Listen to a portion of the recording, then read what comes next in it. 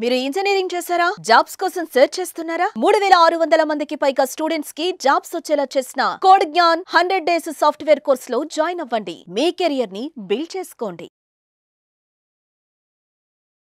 నమస్కారం డాక్టర్ శ్రీయాచార్య అనంతకృష్ణ స్వామి గారు. నమస్కారం అండి. సార్, చాలా మంది క్లాసెస్ ఎప్పుడెప్పుడు ఎక్కడెక్కడ ఉండే అవకాశం ఉంటుందని చెప్పేసి అడుగుతున్నారు. సో ఫస్ట్ అది అనుకున్న తర్వాత కంటెంట్లోకి వెళ్దామండి. క్లాసెస్ ఎప్పుడెప్పుడు ఎక్కడెక్కడ ఉండే అవకాశం ఉంటుంది? మనకి 2025 అండి. 2025లో 20 ఏప్రిల్ వచ్చి హైదరాబాద్, 27 ఏప్రిల్ వచ్చి బెంగళూరు అండి, 4 మే వచ్చి తిరుపతి, 11 మే వచ్చి విజయవాడ. ఇవే కాకుండా మనకి ఇప్పుడు ఈ 6 తారీఖు ఏప్రిల్ వచ్చి మనకి స్పెషల్ క్లాస్ ఉంది. ఇది ఎందుకు చెప్తున్నానంటే, స్పెషల్ క్లాస్ అటెండ్ చేయగలిగితే మీరు మనకి 20, 21, 22 మే గోవా సెషన్ క్లాస్ 3 రోజుల క్లాస్ ఉంది. గోవా క్లాస్. ఈ స్పెషల్ క్లాస్ 6 ఏప్రిల్ కనుక మీరు అటెండ్ చేయగలిగితే మీరు సెషన్ క్లాస్కి అటెండ్ చేయడానికి మీరు అర్హులు అవుతారు. ఎందుకంటే లాస్ట్ టైం కూడా మనం గోవాలో ఎక్సలెంట్ క్లాస్ చెప్పుకున్నాం. ఆ సెషన్ క్లాస్ అనేది అద్భుతమైన క్లాస్.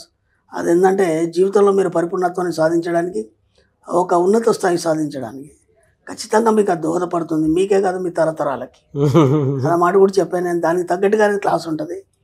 క్లాస్కి వచ్చిన వాళ్ళు కూడా ఫుల్లీ సాటిస్ఫైడ్. కాబట్టి మళ్ళీ ఈ ఇయర్ మనం 20, 21, 22 మేలో గోవాలో సెషన్ క్లాస్ 3 రోజులు పెడుతున్నాం. వీలైనంత తొందరగా ఎన్రోల్ చేసుకునే ప్రయత్నం చేయండి. Best of luck. నమస్కారం అండి, డాక్టర్ శ్రీ ఆచార్య అనంతకృష్ణ స్వామి గారు. నమస్కారం. డబ్బులు ఎప్పుడైతే మనం కావాలి అనుకుంటూ ఉంటామో కోరికని తీవ్రతరం చేయండి, యూనివర్స్కి కనెక్ట్ చేయండి అన్న మాట అందులో చాలా అర్థం ఉంది సార్. బట్ చాలామంది అడిగేది ఏంటంటే, ఈ నెగిటివ్ థాట్స్, నెగిటివ్ ఆరా అని మాట్లాడుతూ ఉంటుంటారు. అండ్ మాకు సాధ్యం కాదని ఆగిపోతూ ఉంటుంటాం. పనులు, బిజినెస్లో కూడా ఇన్వెస్ట్మెంట్ పెట్టి లాస్ అయ్యే వాళ్ళు కూడా మనం చూస్తూ ఉంటుంటాం. వాళ్ళకి సంబంధించి మనీ మంత్ర ఏం చెప్తుంది, ఏ విధంగా చూడాల్సిన అవసరం ఉంది అంటారు? ఇప్పుడు ఇందాక అన్నారు నెగిటివ్ ఆరా అని, నెగిటివ్ ఆలోచన అని. అదంతా ఎలా తయారవుతుందంటే, మనకి కర్మ సిద్ధాంతం ప్రకారం ఈ కర్మలు ఎక్కడ ఉంటాయి అని అడిగినప్పుడు చాలామంది చెప్పలేరు. కర్మ సిద్ధాంతం ప్రకారం కర్మలు ఎక్కడ ఉంటాయి అంటే, గత జన్మలో ఏదో కర్మలు చేసినావు కదా నువ్వు, ఆ కర్మలన్నీ కూడా ఈ బాడీకి వర్తిస్తాయి కదా. ఎందుకంటే ఆత్మ అనేది నశించదు. భగవద్గీతలో చెప్పాడు, ఆత్మ అనేది నశించదు. శరీరం అదే మాత్రం మారుతుంటుంది. అవునా కదా? ఇప్పుడు గత జన్మ కర్మలన్నీ ఆత్మరూపంలో వచ్చి శరీరంలో చేరినప్పుడు ఆ కర్మలు నీ శరీరంలో ఎక్కడ ఉంటాయి? మనతోనే ఉంటాయి. మీతోనే ఎక్కడ ఉంటాయి? ఏ పార్ట్లో ఉంటాయి? ఆలోచనలలో ఉంటాయి సార్. కాదు. ఇక్కడ ఏం చెప్తారంటే, బాగా తెలిసిన వాళ్ళు, మీ యొక్క కర్మలు ఏవైతే ఉంటాయో మీ భ్రూమధ్యంలో ఉంటాయి అని అన్నారు. మీరు ఇప్పుడు నెగిటివ్ ఆరా అని అన్నారు కాబట్టి నేను మాట్లాడుతున్నాను. అవును, ఎక్కడ ఉంటాయంటే మన భ్రూమధ్యంలో ఉంటాయి. భ్రూమధ్యంలో ఉంటాయి కాబట్టి మనం ఏం చేయాలంటే, యోగులు, మునులు, ఋషులు ఎవరైనా సరే తపస్సు చేసినా సరే, ఒక ధ్యానం చేసినా సరే, ఇలా కళ్ళు మూసుకొని ఇక్కడ దృష్టి పెట్టి చేస్తారు. ఓకేనా? అప్పుడు ఏమవుతాయంటే, ఎవడైతే నిజంగా ధ్యానం చేస్తున్నాడో వాడు కళ్ళు మూసుకోవడం సంగతి ఎవరికి తెలియదు. కళ్ళు మూసుకున్నా సరే సరైన ధ్యానంలోకి వెళ్ళిపోయిన తర్వాత కళ్ళు మెల్లిగా తెరుచుకొని అర్ధనిమీలిత నేత్రాలుగా ఉంటాయి. అందుకే శివుడు ఫోటోలో ధ్యానం చేస్తున్నప్పుడు చూస్తే శివుడు కళ్ళు అర్ధనిమీలిత నేత్రాలుగా ఉంటాయి అన్నమాట. అర్థమైందా? ఎందుకంటే నువ్వు ఇక్కడ ఊర్ధ్వముఖంలో ఈ భూమధ్యంలో దృష్టి పెడతావు కాబట్టి మీకు తెలియకుండానే ఆ కళ్ళు తెరుచుకుంటాయి కొంచెం. వాడు సరైన ధ్యానం చేస్తున్నట్టు లెక్క. అర్థమైందా? ఏం ధ్యానం చేస్తున్నాడు అక్కడ? ఇప్పుడు ఒక దేవతకు సంబంధించిన ధ్యానం చేస్తున్నాడు, లేదంటే ఒక పూజకు సంబంధించిన ధ్యానం చేస్తున్నాడు, లేదంటే ఎవరో గురుగారు ఏదో చెప్పాడు దానికోసం ధ్యానం చేస్తున్నాడు. వాటినే పొందుతాడు. ఎందుకు పొందుతాడు? ఏం లేదు, సింపుల్గా మీరు ఏదైతే పదే పదే ఇక్కడ దృష్టి పెట్టి పదే పదే ఊహిస్తున్నారో ఆ రూపాన్ని విశ్వం తయారు చేసి మీ ముందు ఉంచుతుంది. అంతకంటే ఏం లేదు. ఒక అమ్మవారు అనుకోండి, ఒక అయ్యవారు అనుకోండి, లేకపోతే ఇంకేదైనా దేవుడు అనుకోండి, లేదంటే ఒక వ్యక్తి అనుకోండి, ఏదైనా కావచ్చు. ఇక్కడ మీ భ్రూమధ్యంలో దృష్టి పెట్టి మీరు ఎప్పుడైతే పదే పదే పదే ఊహిస్తారో, దానికి సంబంధించినటువంటి బీజాక్షరం తీసుకొని మంత్రాలు చెప్తారో, అప్పుడు ఏమవుతుందంటే దానికి సంబంధించి ఆకారం అనేది తయారవుతుంది. కళ్ళ ముందు కనిపిస్తూ ఉంటుంది. కళ్ళ ముందు కనిపించవచ్చు, లేదంటే మీ ముందర ప్రత్యక్షం కావచ్చు, లేదంటే స్వప్న దర్శనం ఇవ్వచ్చు. అర్థమైందా? ఇప్పుడు ఏమైంది?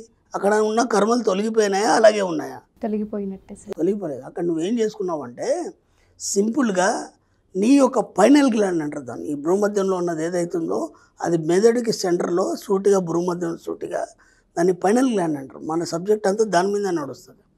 అది ఎన్ని గొప్ప పనులు చేస్తుంది, నీకేమేమి ఇస్తుంది, ఒకసారి గూగుల్కి వెళ్ళి what is the final gland, దాని పని ఏంటి, అది ఏం చేస్తుంది, అవన్నీ మీరు ఒకసారి సెర్చ్ చేయండి. నేను ఊరికే చెప్పడం కాదు, క్లాస్లో వినడం కాదు. మీరు కూడా దాన్ని సెర్చ్ చేసినప్పుడు దాని యొక్క అద్భుతాలు మీకు అర్థమవుతాయి. ఆ అద్భుతాలను మీరు ఆస్వాదించడానికి ముందు సిద్ధంగా ఉండండి. మీ జీవితంలో కూడా అద్భుతాలు జరుగుతాయి. దాన్ని పూర్తిగా మార్చేయండి. దాంట్లో ఉన్నటువంటి ప్రోగ్రామ్ ఏదైతుందో గత జన్మల నుంచి వచ్చిన ప్రోగ్రాము దాన్ని మార్చేయండి, దాన్నే కర్మలు తీసేయడం అంటాం. ఇక్కడ ఏం చేస్తున్నాడు వీడు కావాల్సిందని పొందడానికి బ్రహ్మోద్యంలో దృష్టి పెట్టి వాళ్ళు పదే పదే చెప్పినప్పుడు పైనల్ గ్లాండ్ యాక్టివేట్, అది విశ్వం ద్వారా వీడికి కావాల్సిన కోరికలు తీరుస్తుంది. సింపుల్. అది ఆయన భక్తి రూపంలో చూశాడు, లేదంటే ఇంకేదో రూపంలో చూశాడు, ధ్యాన రూపంలో చూశాడు. మనం ఏం చేస్తామంటే సింపుల్గా అక్కడ గత జన్మలోంచి నువ్వు ఏనాడు కూడా డబ్బును కోరుకోలేదు, గత జన్మలో నువ్వు పేదవాడివి, లేదా నువ్వు అనుకున్నాయని ఏం అనుభవించాలో అవన్నీ అలా మిగిలిపోయినాయి, అవన్నీ ఈ జన్మకు వచ్చినాయి అన్నమాట. ఆత్మ కదా, దాన్నే ఆత్మ అంటాం మనం, దాన్నే పైనల్ గ్లాండ్ అంటాం, దాన్నే దివ్య దృష్టి అంటాం, దాన్నే మూడో కన్ను అంటాం. గత జన్మలో జ్ఞాపకాలన్నీ అది పట్టుకొని ఈ జన్మకు తీసుకొస్తుంది, ఈ జన్మకు తీసుకొచ్చి శరీరాన్ని ఇచ్చింది. కాబట్టి గత జన్మ జ్ఞాపకాలతో నువ్వు జీవించాలి. కాబట్టి ఇప్పటివరకు నీ దగ్గరికి డబ్బు రాలేదు, ఎందుకంటే గత జన్మలు ఎప్పుడు కోరుకోలేదు కదా నువ్వు డబ్బుని, పోనీ ఎవరికి దానం చేయలేదు కదా కనీసం. కాబట్టి నీ దగ్గర డబ్బు ఎట్లా వస్తుంది? మళ్ళీ కష్టపడుతూనే మొదలెట్టాలి. అందుకే మనం ఏం చేసామంటే మన సబ్జెక్ట్లో ఇతరులకు దానం ఇవ్వాలి, ఎంత వీలైతే అంత మనం హెల్ప్ చేయాలి. మనం సేవ రూపంలో చెప్పుకున్నాం 10% తీయాలి, సేవ ఇవ్వాలి అని. నువ్వు ఇస్తే కదా గత జన్మలు నువ్వు ఏమన్నా జమ చేసుకుంటే ఈ జన్మలో నీకు వస్తుంది. గత జన్మలు ఎట్లాగ ఏం చేయలేదు కదా, అందుకే నువ్వు ఎవరికి ఇబ్బందులు పడతావు. కనీసం ఇప్పుడన్నా సత్యం తెలిసింది కదా, ఇవ్వడం మొదలు పెట్టావు, నువ్వు ఎంత ఇస్తే అంత వస్తుంది. ఎందుకంటే అది రూల్, అది విశ్వం యొక్క రూల్, అది నువ్వు ఎంత ఇస్తే అంత వస్తుంది. ఇప్పుడు ఏం చేస్తాం మనం అంటే మన సబ్ కాన్షియస్ మైండ్లో ఏదైతే పైనల్ గ్లాండ్ ఉందో ఏదైతే భూమధ్యంలో దృష్టి పెట్టేసి మనం జస్ట్ ఏం చేస్తామంటే మనం మెడిటేషన్లో డబ్బు సంపద ఐశ్వర్యం అని చెప్తాం. డబ్బుకు సంబంధించిన ఆలోచనని పదే పదే పదే చొప్పించడం వల్ల ఏమవుతుందంటే అక్కడ ఉన్నటువంటి గత జన్మలో జ్ఞాపకాలు నెగిటివ్స్ ఏవైతున్నాయో, నెగిటివ్ ఆరా అన్నారు కదా, అవన్నీ కూడా అక్కడి నుంచి తొలగిపోతాయి. తొలగిపోయి కేవలం పాజిటివ్ మైండ్, అలాగే పాజిటివ్ సంబంధించినటువంటి డబ్బు సంపద ఐశ్వర్యం అంటే పాజిటివ్ కదా, అవన్నీ అక్కడ నిండుతాయి. అలా నిండడం వల్ల ఏమవుతుంది, ఆ పైనల్ గ్లాండ్ దాన్ని స్వీకరించి మీ జీవితంలో డబ్బు సంపద ఐశ్వర్యం ఇవ్వడం జరుగుతుంది. ఇది టెక్నిక్, అంతే, అంతకంటే ఏం లేదు. ఇచ్చిన తర్వాత ఏమవుతుంది, ఆ తర్వాత ఇది అలాగే ఉంటుంది పైనల్ గ్లాండ్, వాటిని స్వీకరించి ఉంటుంది. ఇప్పుడు ఏమవుతుంది, మీ జీవితంలో కోరికలన్నీ తీర్చుకోవడం అనేది జరుగుతుంది మీకు తెలియకుండానే ఆటోమేటిక్గా. మీ జీవితంలో అన్ని కోరికలు తీరిపోయినాక ఇంకేముంటుంది మీకు, ఇంకా వేరే ఆలోచన ఉండదు కదా. ఇప్పుడు మీకు ఆకలేసింది, అన్నం కోసం అటు ఇటు పరిగెడతారు, అమ్మవారు అన్నం పెట్టేస్తారు కడుపు నిండా, ఆ తర్వాత అన్నం గురించి ఆలోచిస్తారా? ఉంచారు. ఈ లేనివాడే లేని దానికోసం ఆలోచిస్తాడు. ఇప్పుడు మనకు డబ్బు లేదు, డబ్బు గురించి ఆలోచించాలి, దాన్ని ఎలా సంపాదించుకోవాలి. జస్ట్ నేను పైనల్ గ్లాండ్లో ప్రోగ్రామ్ని మార్చి మళ్ళీ ఇంకోటి కూడా చెప్తున్నాను, ఎవరో గురుగారు మిమ్మల్ని యాక్టివేట్ చేస్తాడు, వాడేదో చేస్తాడు, వీడేదో చేస్తాడు అని చెప్పేసి అనవసరంగా డబ్బులు పెట్టి మోసపోకండి. ఎవరు ఏది యాక్టివేట్ చేయరో మీ గ్లాండ్స్ అన్నీ నిరంతరం యాక్టివేట్ అయ్యే ఉంటాయి. ఎందుకంటే మీ యొక్క కదలికల వల్ల అవి ఎప్పుడు యాక్టివేట్ అవుతూనే ఉంటాయి. నువ్వు ఎలాంటి కదలికలు కూర్చుండి నువ్వు కేవలం ధ్యానం చేసినప్పుడు కూడా అది యాక్టివేట్ అవుతుంటుంది ఆటోమేటిక్గా. ప్రోగ్రామ్ని మార్చండి అని మీరు చెప్తూ ఉన్నారు కదా సార్. బట్ ఒక చిన్న క్వశ్చన్ చివరిసారిగా అడిగేది నేను ఏంటంటే, నెగిటివ్ ఆరా అని మనకి ఎప్పుడు తెలుసుకోవచ్చు అంటారంటే, పనులు జరగనప్పుడు, మనకు కావాల్సింది అవ్వనప్పుడు అదే నెగిటివ్ ఆరా అని. అంతే కదా, పనులు కావట్లేదు, అనుకున్న డబ్బు రావట్లేదు, ఎక్కడ పోయినా నీకు జాబ్ రావట్లేదు, దేంట్లో సక్సెస్ లేదు, అదంతా నెగిటివ్ ఆరా నువ్వు తయారు చేసుకున్నావు. అది నేను ఎక్కడ పోయినా నేను విజయాన్ని సాధిస్తాను. మన సబ్జెక్ట్లో ఏముంటుందంటే జయం అపజయం ఉండవు, రెండు ఉన్నాయనుకో, ఒకసారి ఫెయిల్యూర్ అవుతుంది, ఒకసారి సక్సెస్ వస్తుంది. కాబట్టి మనం ఏం చేసాం, సృష్టి అని పెట్టుకున్నాం. నేను సృష్టి చేస్తాను నిరంతరం, అంతే తప్ప నా జీవితంలో జయమోపజయం ఉండవు. సృష్టి అనేది ఒకసారి మొదలైంది అంటే కంటిన్యూ అవుతూనే ఉంటుంది, అది ఏనాడు కూడా ఆగదు. కాబట్టి ఇప్పుడు ఏమైంది, మనకి ఈ నెగిటివ్ ఆరా పోయింది, సృష్టికి వచ్చేసింది. సృష్టిలో నెగిటివ్ ఆరా లేదు, అర్థమైంది, సృష్టించడమే ఉంటుంది. కాబట్టి మనకు కావాల్సిన మనం సృష్టించుకుంటాం, అంతే. దాంట్లో ఇంకేముంది, నెగిటివ్ ఆరా నువ్వు తయారు చేసుకుంటున్నావు, దాన్ని ఎవడేం చేయలేడు. క్లాసెస్ ఎలా ఉంటాయో అర్థమవుతుంది, ఆ ఇన్డెప్త్ ఎలా ఉంటుందో తెలుస్తుంది. క్లాస్ కంప్లీట్ వేరమ్మా, కంప్లీట్. అసలు నిజంగా చెప్తున్నాను, క్లాస్ రావడం అనేది కూడా నీకు యోగం ఉండాలి అని చెప్పాను నేను ఎన్నోసార్లు. ఎందుకు అలా చెప్పాను, ఈయన ఇలా చెప్తాడని చెప్పేసి చాలామంది కూడా అనుకుంటారు, ఈయన ఇలా మాట్లాడతాడేంటి, ఇలా చెప్తాడేంటి. ఎందుకంటే ఈ సబ్జెక్ట్ అంతా కంప్లీట్ డిఫరెంట్. నేను మరీ చెప్తున్నాను, ఈ సబ్జెక్ట్ అంతా కంప్లీట్ డిఫరెంట్. మీరు ఇప్పటిదాకా ఎన్నో క్లాసులు విన్నారు, ఇలాంటి ఎన్నో ఇన్స్టిట్యూట్లో పోయారు, ఎందరో మంది గురువులను కలిశారు, వాళ్ళ యొక్క అనుభవాలు స్వీకరించారు. కానీ ఇక్కడ వచ్చేసరికంటే కంప్లీట్ డిఫరెంట్. మీరు ఇక్కడికి వచ్చిన తర్వాత అనుకుంటారు కదా ఈ ప్రపంచం వేరు, ఈ ప్రపంచం వేరు, కానీ ఇది సత్యమైన ప్రపంచం. ఎందుకంటే మిమ్మల్ని సత్యం వైపు అడుగులు వేస్తున్నాను, అర్థమైందా. దీంట్లో ఎలాంటి అతిశయోక్తులు లేవు, ఎలాంటి మీకు మూఢనమ్మకాలు చేదస్తాలు లేవు, ఎక్కడ మీకు ఇంకా డబ్బు ఖర్చు పెట్టేయడం కానీ అదని ఇదని చెప్పడం లేదు.